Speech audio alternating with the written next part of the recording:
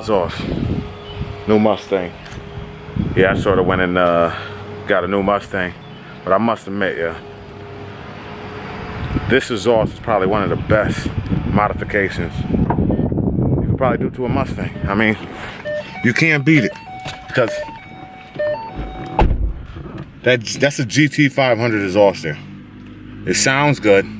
At idle, it idles like a normal car, so you don't have to worry about cops bothering you, things like that. If you're thinking about getting a Gt500 axle back exhaust, just go ahead and do it. Just go ahead and do it. You're not gonna be disappointed with the sound. You're gonna get some looks when you pull in, and then on top of that, you're not gonna be that annoying 5.0. We all seen them. They sound good, but there's some out there that's annoying, and this is not one of them.